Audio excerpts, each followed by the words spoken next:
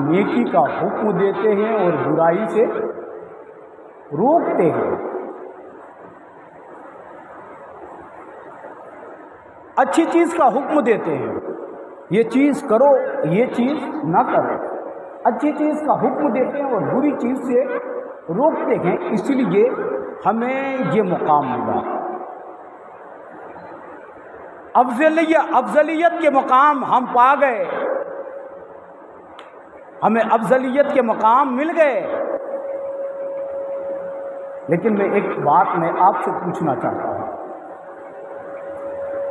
یہ ممبر ہے اور ممبر رسول پر ہم بیٹھے ہیں، جس کرسی پر ہم بیٹھے ہیں اگر یہ کرسی ٹوٹی ہو، بیٹھنے کے قابل نہ ہو، تو ممبر رسول پر یہ کرسی رکھا جا سکتا ہے چونکہ اس سے کچھ فائدہ ہم حاصل کر سکتے ہیں؟ جواب دو، کوئی فائدہ ہم حاصل کر سکتے ہیں؟ ٹوٹی ہوئی کرسی پر ہم بیٹھ سکتے ہیں؟ نہیں بیٹھ سکتے۔ جس مائک پر ہم بول رہے ہیں یہ کوئی قسم کی اس میں خرابی آ جائے، خامی آ جائے، یہ آپ تک آواز نہ پہنچائے، میری آواز، میں جو بول رہا ہوں میری آواز یہ ایمپلیفائر کے ذریعے سے یہ دور تک پہنچاتی ہے، آپ اس کو سن پاتے ہو، اور اگر اس میں کوئی خرابی آ جائے تو آپ ممبر رسول پر اس مائک کو رکھو گے؟ نہیں، نکال کے باہر کر دو گے، دور کر دو گے۔ کیوں؟ اس لیے کہ یہ بے فائدہ ہے، اس سے فائدہ نہیں مل رہا، اس سے فائدہ نہیں پہنچتا، اس لیے آپ اس کو کیا کرو گے؟ دور کر دو گے۔ اسی طرح اس کرسی کو بھی دور کر دو گے، اگر فائدہ دیتی ہے وہ چیز تو اس چیز کو آپ رکھو گے، اور اگر وہ چیز فائدہ نہ دیتی ہے تو پھر اس چیز کو علیحدہ کر دو گے۔ لیکن عزیزان محترم، آپ کو ہم کو سمجھنا چاہیے، اس چیز کو سمجھنا چاہیے کہ جو چیز فائدہ نہ دے تو وہ بیکار ہے، کوئی کارگر چیز نہیں ہے، اس کی قدر و منزلت ختم ہو جاتی ہے۔ اور جو مرتبے اس مائک کو اور کرسی کو ملا ہے وہ کیوں ملا ہے؟ یہ فائدہ پہنچاتی ہے، اس لیے یہ مقام یہ ملے، یہ رتبے ملے، کیوں ملے؟ کہ یہ فائدہ پہنچاتی ہے، یہ مدد کرتی ہے کاموں میں، اور دین کے کاموں میں معاون ہے، مددگار ہے، تو اس سے ہم افادہ حاصل کرتے گئے۔ اور اگر جب یہ بیکار ہو، کوئی کام کی چیز نہ ہو، تو پھر یہ فائدہ اگر نہیں دیتی ہے تو پھر کسی اور جگہ پر اس کو رکھ دیا جائے گا یا پھینک دیا جائے گا، یا کسی جگہ اس کو کسی اور ذلیل جگہوں پر رکھ دیے جائیں گے۔ لیکن عزیزان محترم، ہم نے کبھی اپنے آپ کو ٹٹول کے دیکھا ہے؟ اپنے گریبان کو جھانک کے دیکھا ہے؟ ہم نے اپنے گریبان کو جھانک کے دیکھا؟ کبھی ہم نے اپنے آپ پر غور کیا کہ اگر کوئی شے بیکار ہو جاتی ہے تو اس کی قدر منزلت کم ہو جاتی ہے، اس کے شان ختم ہو جاتے ہیں، اس کے رتبے ختم ہو جاتے ہیں، وہ ملیا میٹ ہو جاتی ہے وہ شے۔ لیکن جو چیز بیکار ہوتی ہے، فائدہ نہیں دیتی ہے، اس کی قیمت نہیں رہتی، تو پھر ہم اشرف المخلوقات ہیں۔ اور اللہ نے ہمیں کیوں پیدا کیا؟ مقصد کیا ہے؟ ہمارے پیدا کرنے کا مقصد کیا ہے؟ تو آؤ قرآن سے ذرا پوچھ لو۔ قرآن مجید برہان رشید میں اللہ رب العزت نے ارشاد فرمایا، کیا ارشاد فرماتا ہے کہ میں نے، مفہوم آیت سمجھ لو، میں نے انسان اور جنات کو اپنی عبادت کے لیے پیدا کیا ہے، اپنی پاکی، اپنی عبادت کے لیے پیدا کیا ہے، اپنی بارگاہ میں سجدہ کرنے کے لیے میں نے انسانوں کو اور جناتوں کو پیدا فرمایا ہے۔ کیوں؟ یہ قرآن کون سے پارے میں ہے؟ 8ویں پارے موجود ہیں، اٹھا کے دیکھو، قرآن بول رہا ہے کہ انسانوں کو اور جناتوں کو میں نے صرف اپنی عبادت کے لیے پیدا کیا ہے۔ کیا اللہ کو تو ہماری عبادتوں کی ضرورت ہے؟ ہماری عبادتوں کی ضرورت ہے؟ نہیں، ہماری عبادتوں کی ضرورت نہیں ہے۔ اللہ کے ایسے ایسے فرشتے ہیں جو قیامت تک، جب سے دنیا بنی ہے اور قیامت تک وہ سجدے میں ہوں گے، اور جب بروز محشر ہوگا، رب ذوالجلال ارشاد فرمائے گا میرے فرشتوں سر کو اٹھا لو سجدے سے، تو وہ فرشتے سر اٹھا کر کے کہیں گے سبحانک ما عبدنک، اے رب ذوالجلال ہم نے تیری کما حق ہو، میں نے تیری عبادت نہ کر سکا، میں سجدہ نہ کر سکا، رکوع نہ کر سکا۔ کوئی فرشتے رکوع میں ہے، کوئی فرشتے سجدے میں ہے، کوئی فرشتے قیام میں ہے، کوئی فرشتے رب کی بارگاہ میں تسبیح پڑھ رہے ہیں، کوئی کلمہ پڑھ رہے ہیں، کوئی رکوع میں ہے، کوئی سجدے میں ہے۔ لیکن ایک دن 2 دن نہیں، ہم 5 منٹ 10 منٹ میں تھک جاتے ہیں، ہم 2 منٹ 3 منٹ میں تھک جاتے ہیں۔ اگر امام صاحب مسجد میں ہو اور اگر وہ لمبی قرات کر دے تو مقتدی بولتے ہیں اماموں کو کوئی کام ہی نہیں رہتا، وہ تو فرصت میں رہتے ہیں، آرام رہتا ہے، وہ لمبی لمبی صورتیں پڑھ ڈالتے ہیں، اور اگر چھوٹی صورت پڑھ دو تو پھر امام پر یہ الزام عائد کر دیتے ہیں کہ امام تو بہت ہلکی ہلکی آیتیں پڑھتے ہیں، ہماری جماعت بھی چلی جاتی ہے۔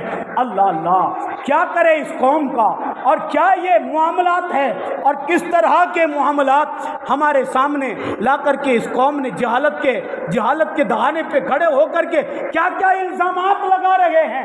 اللہ اللہ، ایک آدمی جا رہا تھا، میں مثال دینا چاہتا ہوں، بات آپ کو پکی کرنا چاہتا ہوں۔ ایک آدمی جا رہا تھا، باپ تھا اور بیٹا تھا، ایک گدھا خریدا تھا مارکیٹ سے، بازار سے ایک گدھا خرید کر کے لایا تھا، اور گدھے پر باپ بیٹے دونوں نکل کر کے چلنے لگے تو باپ اور بیٹے دونوں گدھے پر بیٹھ گئے، گدھے پر باپ بھی بیٹھ گیا، بیٹا بھی بیٹھا۔ تو جب تھوڑی دور چلا، آگے نکلا تو دیکھنے والوں نے دیکھ کر کے بولا کہ باپ اور بیٹا یہ ظلم کر رہا ہے جانور پر کیا کر رہا ہے؟ ظلم کر رہا ہے۔ باپ بھی بیٹھا ہے، بیٹا بھی بیٹھا ہے، اور گدھے کے اندر اتنی قوت ہے نہیں، تو باپ بھی بیٹھ رہا ہے اور بیٹا بھی بیٹھا ہے۔ جب لوگوں نے طنز کیا تو پھر وہ کیا کیا، باپ اتر گیا گدھے سے، بیٹے کو بٹھا دیا، کہا تم چلتے رہو۔ جب کچھ دور نکلا تو پھر دیکھنے والوں نے دیکھا، اور دیکھ کر کے پھر تانا دیا، پھر طنز کیا، یہ روکا اور کہنے لگا، لوگ مذاق اڑانے لگے، کہنے لگے دیکھو دیکھو اس کا لڑکا کتنا بے ادب ہے، کتنا بڑا گستاخ ہے کہ باپ پیدل چل رہا ہے اور بیٹا گدھے پر بیٹھا جا رہا ہے۔ جب یہ بات سنا تو گدھے کو روکا، بیٹا اتر گیا، باپ کو گدھے پر بٹھایا اور بٹھا کر کے چلنا شروع کیا۔ پھر کچھ دور نکلا تو پھر دیکھنے والوں نے دیکھا تو دیکھ کر کے بولا کہ باپ دیکھو کتنا ناہنجار ہے، کتنا بیوقوف ہے، یہ چھوٹے معصوم بچے کو پیدل چلا رہا ہے اور خود گدھے پر بیٹھا جا رہا ہے، خود گدھے پر بیٹھا جا رہا ہے، بیٹے کو پیدل بھگا رہا ہے۔ آخر بات کیا ہے، ایسا کیوں کر رہا ہے؟ جب باپ نے سنا تو پھر باپ گدھے کو روکا اور گدھے سے اتر گیا، باپ بھی اتر گیا، بیٹا بھی اتر گیا، دونوں پیدل چلنے لگے۔ گدھا آگے آگے جا رہا ہے اور بیٹا اور باپ دونوں پیچھے پیچھے جا رہے ہیں۔ تو چند قدم چلے، کچھ دور اور نکلا تو کچھ دیکھنے والوں نے دیکھ کر بولا کہ یہ تو دیکھو کتنا بیوقوف معلوم ہو رہا ہے، یہ بڑا بیوقوف اور کم عقل معلوم ہو رہا ہے کہ یہ گدھا بھی ہے، اس کے ساتھ گدھا بھی ہے، لیکن گدھا ہوتے بھی، گدھا کے ہوتے ہی گدھا بھی ہے، لیکن گدھے پر سواری کر سکتا ہے، لیکن گدھا ہونے کے بعد بھی گدھے کو ایسے لے جا رہا ہے، وہ دھیرے دھیرے پیچھے جا رہا، پیدل چلے جا رہا۔ مطلب نہ اگلتے بنے نہ نگلتے بنے، اٹکا دیا، اگلتے بن رہا ہے نہ نگلتے بن رہا ہے۔ پیدل بیٹا بیٹھا تو اس پر تن، باپ بیٹھ رہا ہے اس پر تن، گدھے کو خالی کر دیا اس پر تن۔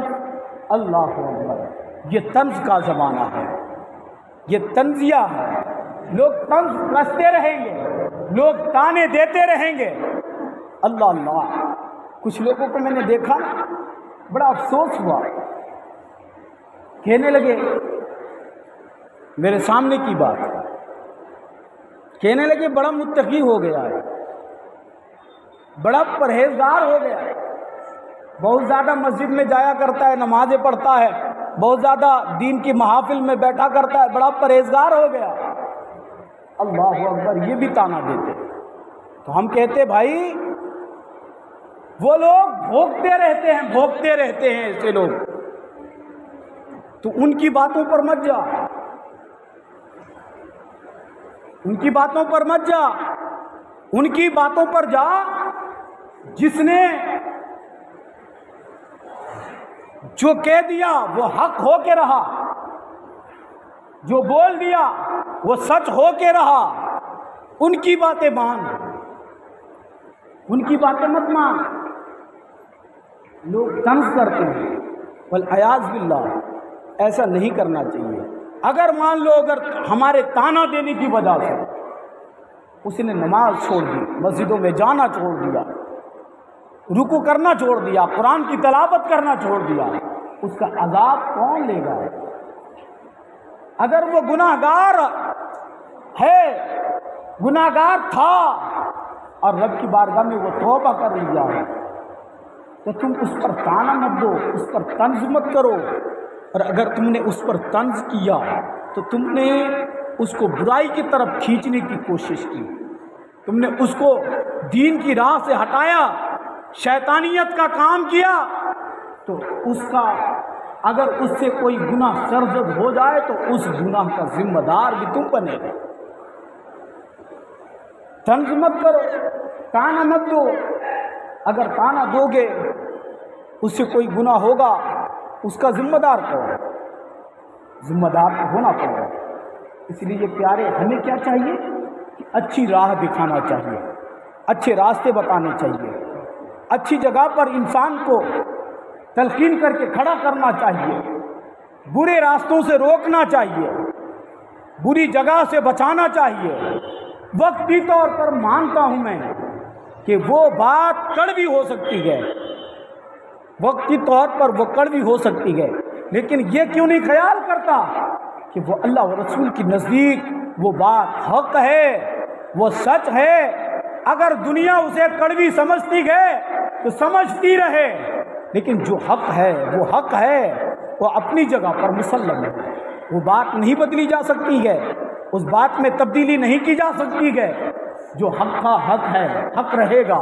تو اس لیے جو سچی بات ہے قوم کو بتاؤ، سمجھاؤ، اس کو سیدھی راستہ دکھاؤ، اس راستے پر چلو، اس راستے پر چلو گے تو تمہیں ثواب ملے گا، اس راستے پہ چلو گے تو تم برباد کر کے رکھ دیے جاؤ گے۔ اب تمہیں ایک بات بتانا چاہتا ہوں، جنت کدھر ہے؟ جنت کدھر ہے؟ جنت ساتوں آسمان کے اوپر جنت ہے۔ کدھر جنت ہے؟ ساتوں آسمان کے اوپر جنت ہے۔ اور جہنم کدھر ہے؟ ساتوں طبقے زمین کے نیچے، تحت الثری کے نیچے کیا ہے؟ بولو نا بھائی، جہنم ہے۔ کیا ہے؟ جہنم ہے۔ وہ لوگ اندرناس وہ مشہور ہے جہنم بولتے ہیں، لیکن صحیح لفظ جہنم ہے۔ جہنم کہاں ہے؟ تحت الثری کے نیچے جہنم ہے۔ اور جنت کدھر ہے؟ جنت ساتوں آسمان کے اوپر جنت ہے۔ آپ نے ہم نے سن رکھا ہے نا، علماء سے بارہا سن رکھا ہے، عرش اعظم سنا ہے نا؟ عرش اعظم ہم نے سن رکھا۔ عرش اعظم کسے کہتے معلوم؟ وہ جنت کی چھت کا نام کیا ہے؟ عرش اعظم ہے۔ جنت کی چھت کا نام عرش اعظم۔ جیسے ہم نے مکان بنائے، چھت ڈالا، تو وہ جنت کی جو چھت ہے اس چھت کا نام عرش اعظم ہے۔ جنت کدھر ہے یہ معلوم پڑ گیا نا؟ جنت کدھر ہے؟ آسمان کی طرف۔ اور جہنم کدھر ہے؟ نیچے زمین کی طرف۔ زمین کی طرف ہے کہ نہیں؟ اب یہ انگلی کو، آپ میری انگلی کو دیکھو، یہ انگلی اوپر کو جاتی ہے۔ کدھر جاتی ہے؟ یہ انگلی کدھر جاتی ہے؟ اوپر کو جاتی ہے۔ اور یہ انگلی کدھر جاتی ہے؟ نیچے کو جاتی ہے۔ اگر ہمیں اوپر کو جانا ہے، اوپر کو اگر جانا ہے تو آسانی سے پہنچ جائیں گے؟ آسانی سے پہنچیں گے؟ किसी पहाड़ पर चढ़ना हो आपको तो आसानी से पहाड़ पर चढ़ पाएंगे? हर स्टेप पर मशक्कत होगी, हाँपेंगे, पसीना आएगा, परेशान हो जाएंगे, प्यास सताने लगेगी, मशक्कतें उठानी पड़ेगी, तकलीफें होंगी, पैरों में दर्द होगा। और अगर ऊपर से नीचे की तरफ आना हो, जैसे आप छत के ऊपर चढ़ जाओ, छत के ऊपर चढ़ो और ऊपर से एक पत्थर या एक मिट्टी के टुकड़े को, ढेले को उठाओ और फेंको ऊपर, तो जितना फेंकने में ताकत लगती है, कितनी ताकत फेंकने में लगती है, और छत के ऊपर चढ़ के उसी चीज को, उसी पत्थर को, उसी कंकड़ को नीचे गिराओ, कितनी आसानी से वो पत्थर नीचे को आ जाता। जन्नत चाहिए, हर इंसान को जन्नत चाहिए। आज तो अजीब मामला हो गया, कुछ लोग जन्नत के सर्टिफिकेट बांट रहे हैं, टिकट दे रहे हैं, फलां साहब आए तो हमको जन्नती बना, जन्नत की टिकट दे दो। अच्छा भाई, कोई भी ऐसे लोग आए, जन्नत की ज़रूरत मुझे भी है, मैं भी जन्नत में जाना चाहता हूँ, मुझे भी ख्वाहिश है। आपको है ना? बोलो ना भाई, आपको भी है ना? मुझे तो बड़ी ख्वाहिश है, आपको भी है ना? सबको है जन्नत की ख्वाहिश, किसको नहीं? सबको है। और अगर कोई जन्नत का टिकट बांटे, सर्टिफिकेट दे कि मेरे पास आ जाओ, तुम्हें कुछ नहीं करना पड़ेगा, जन्नत मिल जाएगी। हम कहते जन्नत किसी के बाप की जागीर नहीं है, जन्नत किसी के बाप की जागीर नहीं है कि पट्टा काटा, टिकट काटा, दे दिया। हमारे पास कुछ लोग वो आकर के बोलते कि हजरत हमको जन्नत चाहिए और हमें कोई ऐसा फार्मूला बता कि जिससे जन्नत मिले। मेरे पास एक ही फार्मूला है, अगर मेरे पास आकर के तुम मेरे पैर दबाओ, हाथ दबाओ, सर दबाओ, तो हमारी खिदमत करने से तुम्हें जन्नत नहीं मिलेगी। जन्नत हमारी खिदमत करने से नहीं मिलेगी, पैर दबाने से हमारे जन्नत नहीं मिलने वाली, हमारे सर दबाने से जन्नत नहीं मिलने वाली। अगर जन्नत चाहिए तो माँ के पैर दबाना जाके, बाप के सर पे तेल लगाना जाके, बाप की खिदमत करना, माँ की खिदमत करना। जन्नत चाहिए, जहाँ जन्नत है वहाँ तुम जन्नत लेना नहीं चाहते, और जिधर जन्नत मिलते नहीं, जन्नत का कोई ठेकेदार नहीं है कि बांटेगा, बांट देगा। जन्नत तो रियाजत से, तकवे से, तहारत से, परहेजगारी से जन्नत की टिकट मिलती है, वो भी यहाँ नहीं।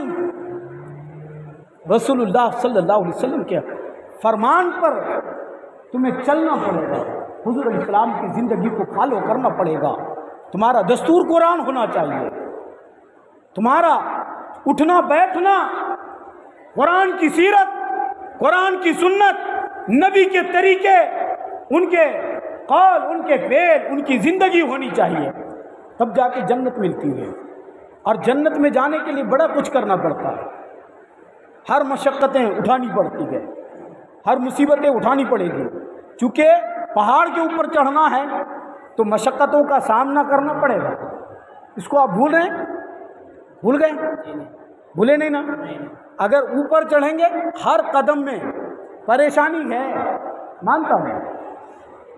जन्नत चाहिए, हर कदम में परेशानी होगी, हर कदम में परेशानी आएगी तुम पर, मसाइब आएंगी, भूखे रहना पड़ेगा, खाने को रोटी नहीं मिलेंगे। यही इम्तिहान है तुम्हारा। और जब तुम हर कदम पर स्टेप बाय स्टेप चढ़ोगे तो हर कदम पर तुम्हें मशक्क़तें होंगी, परेशानी उठानी पड़ेंगी, सोबतों का सामना करना पड़ेगा।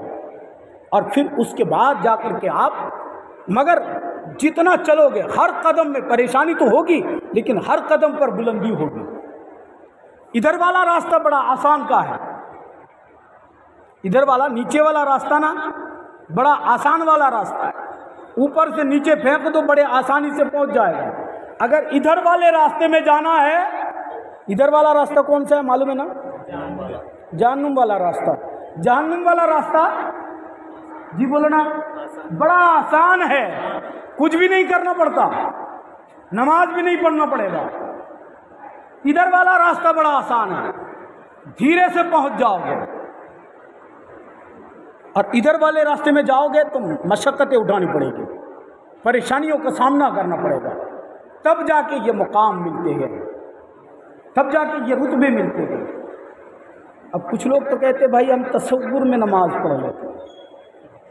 उनको भाई ज़रा हमको भी एक बार पढ़वा के बतवा दो, तसव्वुर में नमाज कैसे पढ़ी जाती है, आप पढ़े कभी तसव्वुर में नमाज कैसे होती है? मैं तो आज तक पढ़ा ही नहीं। हो सकती है किसी की, तो अल्लाह माफ़ फरमाए। ऐसे लोगों से बचना है, ऐसे लोगों से बचना है। वो जहालत फैला रहे हैं, वो लोगों को गुमराह कर रहे हैं, नमाज से दूर कर रहे हैं, दीन से दूर कर रहे हैं, तक़वे से दूर कर रहे हैं, और जन्नत से दूर करके जहन्नम के करीब कर रहे हैं। याद रखना, ऐसे लोग मिले तो वो जन्नत के करीब नहीं कर रहा, तुम्हें जहन्नम के करीब कर रहा। तुम ऐसे लोगों के करीब मत जाना, नहीं तो तुम्हें गुमराह कर देगा, तुम्हें बर्बाद कर देगा, तुम्हें तबाही के दहाने पे खड़ा कर देगा।